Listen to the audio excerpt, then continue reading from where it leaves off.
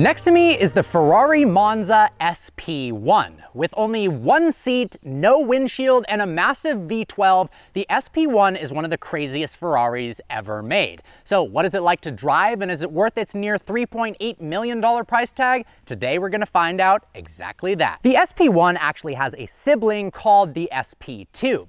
Like this car, it doesn't have a windshield, but unlike this car, it actually has two seats, which is lame. Jokes aside, the SP1 and SP2 start a new line of Ferraris called the Icona series. This harks back to Barchettas of the past. Started with this, and now we're on to the SP3. Now, how cool is this? The entire front end of the vehicle opens up like a transformer, and under the massive hood is a 6.5 liter naturally aspirated V12 from the 812 Superfast, only in this case it makes more power.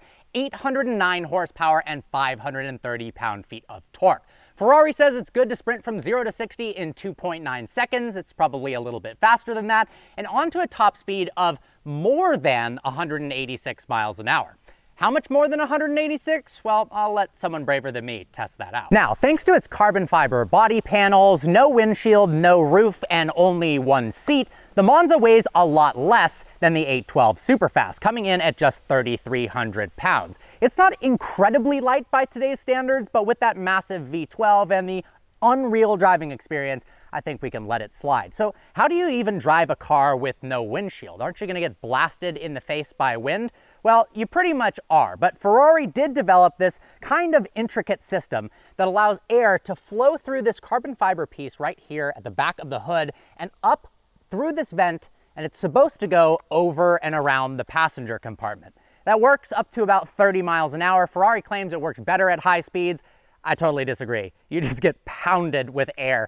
And, you know, if there's a bee flying or some rocks, you probably don't want to get blinded. The good news is all of these come with a beautiful helmet that is so unbelievably cool. I can't wait to put it on later. So yeah, probably wear the helmet if you're driving this thing. Now, because this is part of the Icona series, it harks back to cars of the past. So the design language is based on the 750 Monza and the 166 MM. I love the way the Monza looks, but the 166, I'm not as big of a fan. Now you'll notice there's actually no door handles on the exterior of the vehicle. So how do you open it up? Well, because it has no roof, you reach inside and you use the same release as you would to get out of the car. It's a little leather strap. Go ahead and open up this butterfly door to reveal that interior. And also the smallest butterfly door I've ever seen in my life. Now you'll also notice how tall the sill is. So if getting in and out of a standard Ferrari is a problem for you, there is absolutely no chance you are going to be able to get into this car. It's quite a interesting act, and climbing into this without looking like a complete fool is a bit of a challenge. Around back, the SP1 is incredible. You'll note there's a single hump behind the driver's seat that's for passenger safety in case of a rollover. In the SP2, there is a second one so your passenger doesn't die. You've got a quad exhaust, a massive carbon fiber rear diffuser, a beautiful wraparound taillight, but you also have one of the biggest trunks I've ever seen in a hypercar. So the key is actually the same as a 488 key or any modern day Ferrari 812 Superfast. So you're not going to know that you're driving a Monza just based on the key, but if you click the rear trunk button and open this up, it reveals an unbelievable amount of luggage space. And also in that trunk is the incredible helmet that comes with the car. It's wrapped in leather and carbon fiber and even has this Top Gun style sunshade. Now, this is quite a difficult feat to accomplish, but the interior is as wild as the vehicle's exterior. For example, look at the rear view mirror. It's on this little piece of carbon fiber mounted in the center of the car because obviously there's no roof or windshield to mount it to. You've got standard side view mirrors, but one of the coolest parts is just looking to the side here, seeing this massive piece of carbon fiber and realizing there's nobody next to you. Now there is a little hole here. I believe some cars come with a fire extinguisher. You can reach your arm in here and play around. I don't know what exactly you'd do. If they made this hole a little bit bigger, you could put luggage and storage in there, but the rear trunk is so big, you honestly don't even need that. Steering wheel, straight out of an 812 Superfast, shift indicator light. You got the Manatino dial with wet mode, sport mode, race mode, etc. Start stop button, bumpy road mode. Coming down to this panel on the right, very unique to this car. You've got the drive controls, reverse, auto, and launch. No longer says PS for power start, it says launch. Then you've got your climate controls, which is pretty awesome, and your multimedia controls as well as a front lift.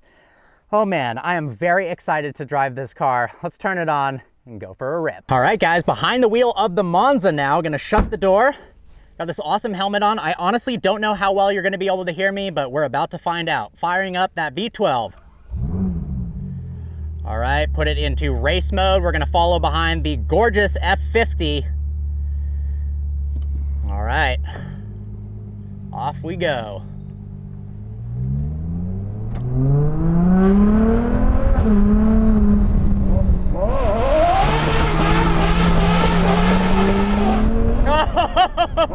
How crazy is that? All right, it doesn't get much more insane than this. Following behind an F50 in a Monza SP1. The open top experience is absolutely ridiculous. You're completely exposed to the outside world. The only car I've driven that feels similar to this experience is a BAC Mono, where you're kind of fully exposed. It really is kind of like driving a four-wheeled motorcycle, a four-wheeled superbike with a Ferrari badge. Man, that burnout was so damn cool. Some awesome driving roads out here. It's been an incredible day so far. Special thanks to the RM Collection for making this possible. Make sure to follow him on Instagram. The collection's absolutely insane, and getting to experience these cars is truly an unforgettable experience. All right, let's see what this thing's like at full throttle. Oh my God. Oh, it's really scary. You're so exposed. Wow. I mean, the 812 Superfast is already a quick car, but add more horsepower, less weight. But the biggest difference is your complete exposure to the outside world. You literally are just in the elements with the air flowing. If I wasn't wearing a helmet right now, I'd be completely blinded by the wind. As nice as it seems like this windshield would work in theory, it really doesn't work all that well. There's so much wind everywhere. Now, for a hypercar, it's actually pretty easy to drive. I'm surprised. Obviously, the visibility is absolutely incredible. You've got 360 degrees of visibility. Literally nothing blocking your way whatsoever, except maybe the back of this seat. Side view mirrors are perfect. Apparently, the rear view mirror is not adjustable, so if it's not in the right position, I guess that's gonna be the only position for you. Dash and layout is very familiar to the 812 Superfast. Driving it, it does feel a bit like an 812. It's not super raw. This feels like more of a GT car. It doesn't feel razor sharp. It doesn't feel really intense. The suspension is nice and smooth. The steering is nice and light, even in race mode. But being this exposed to the elements is just so darn cool.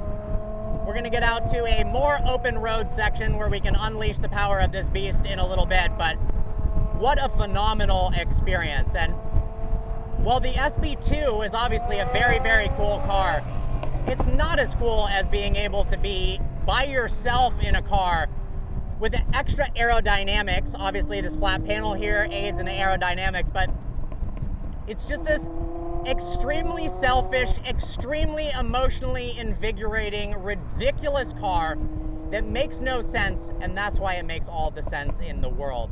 The emotion this invokes is crazy, and I can't wait to push it through some turns and show you what this thing is all about.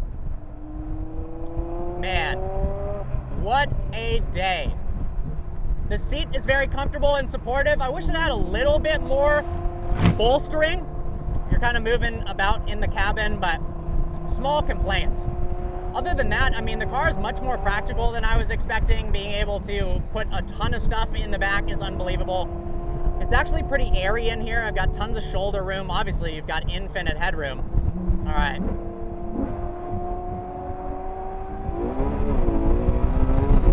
Oh my God.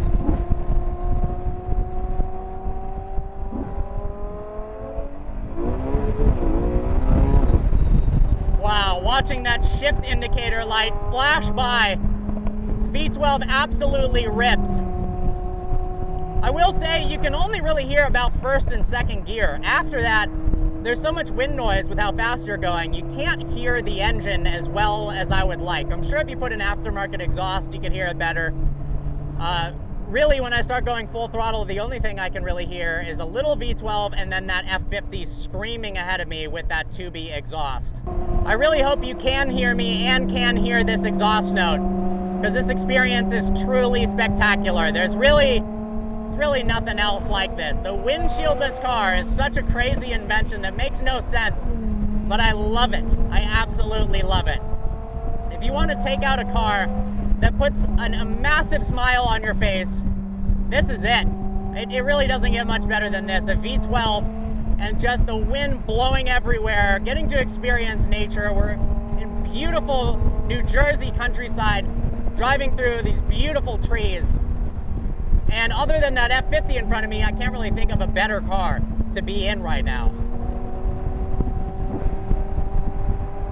When I first drove the car, I was a little bit intimidated because I drove it just with sunglasses on and there's so much wind in your face, it's kind of a bit disorienting. But with the helmet on, you've got enough protection so you don't feel like you're literally in outer space or jumping out of an airplane and still trying to drive a car at the same time. With the helmet on, it's the perfect level of exposure. And because this car does come with this brilliant helmet, I mean, this is the coolest helmet I've ever freaking worn in my entire life. It's just perfect. And I love that you've got this racing harness. Oh man, this thing is absolutely phenomenal. Oh man, the handling, it turns in really, really quick. It doesn't have the most communication in the world, but it's razor sharp, and the direction changes are just absolutely nuts. Wow. All right, looks like we're about to open up.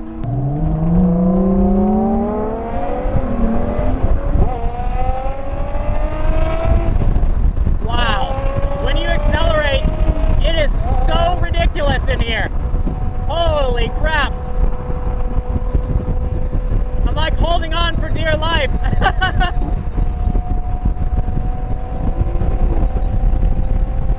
Oh my gosh.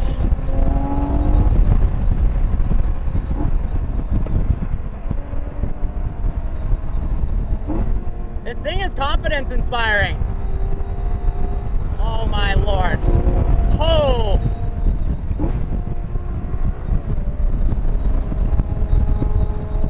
It is a little bit scary at speed, I'm not gonna lie. You feel so exposed to the elements, but oh my. Once again, special thanks to the RM Collection for making this possible. This was a dream come true, driving this car and some of the rest of the collection. I hope you guys enjoyed today's video. Like always, please browse the channel and subscribe. I look forward to seeing you next video.